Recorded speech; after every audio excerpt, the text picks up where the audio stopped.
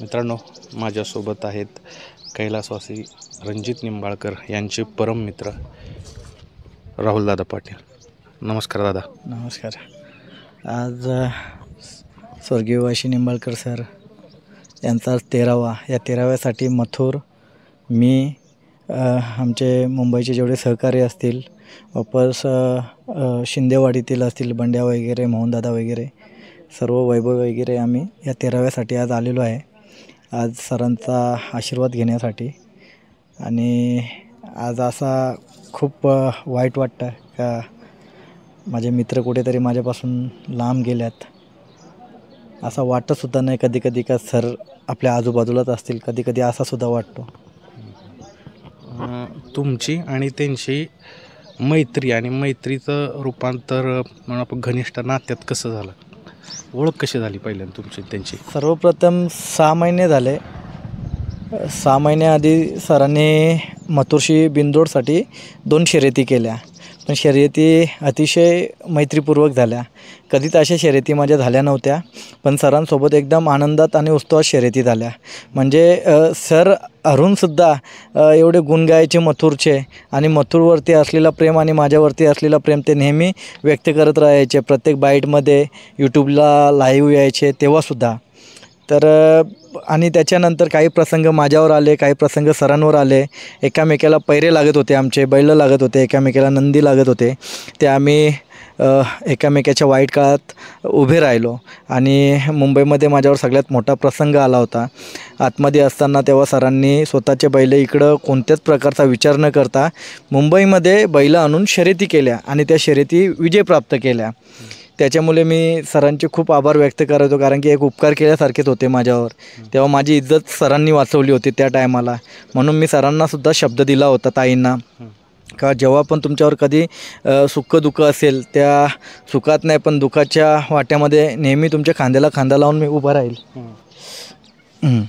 तर आता म्हणजे बैलगाडी शौकीनांसाठी तुम्ही सर्वात जवळचा मित्र होता रणजित निंबाळकर सरांच्या. ते नेहमी तुमचा उल्लेख करायचा.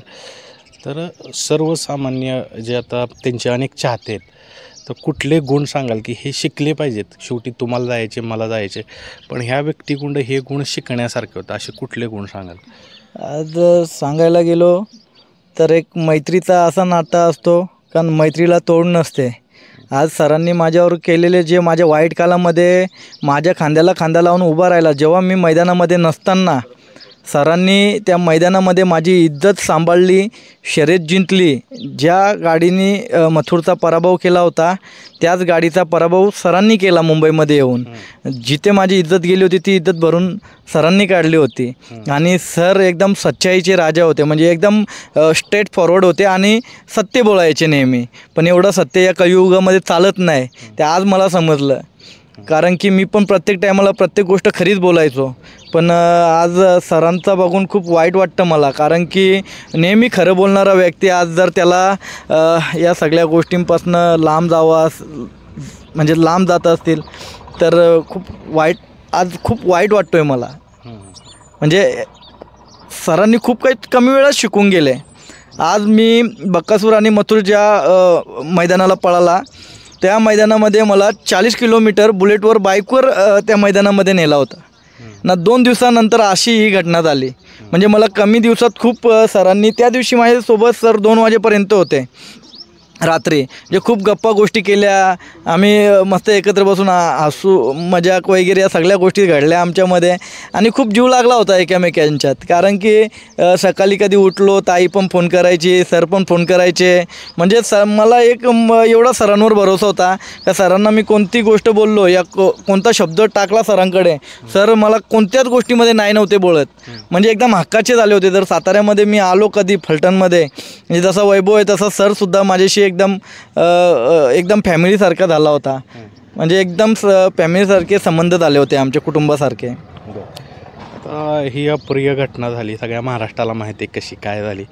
पण तो न्यायप्रविष्ट विषय आहे, त्यामुळं आपण न बोललेलं बरं. पण ह्या दरम्यानच्या काळात बैलगाडी क्षेत्र कसं पाहता तुम्ही बैलगाडी क्षेत्राकडं? बैलगाडा क्षेत्रातील जेवढे आपली संघटना आहे, संघटनामधील म्हणजे ज्यांनी मदत केली, आणि ज्यांनी नाही मदत केली सगळ्यांचे मी आभार व्यक्त करतो, कारण की सरांसाठी उभे राहिले. जे होते त्यांचे तर आभार व्यक्त करणारच मी, कारण की वाईट काळामध्ये सरांसाठी उभे होते.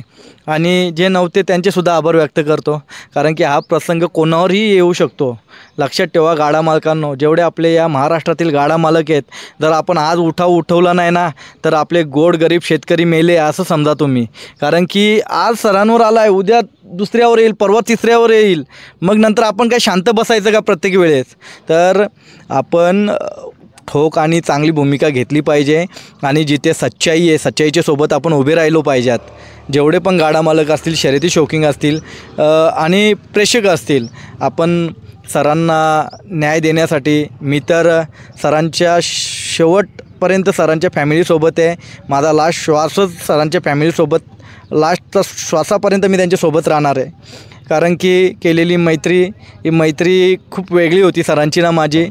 त्यामुळे मी या वाईट काळामध्ये जिथे न्याय मिळवण्याच्या गोष्टीमध्ये मी सरांच्या फॅमिलीशी कनेक्ट राहणार आहे, त्यांच्यासोबत राहणार आहे. जिथे त्यांना माझी गरज भासेल तिथे मी त्यांच्यासाठी एक भाऊ म्हणून त्यांच्यासोबत उभा राहणार आहे.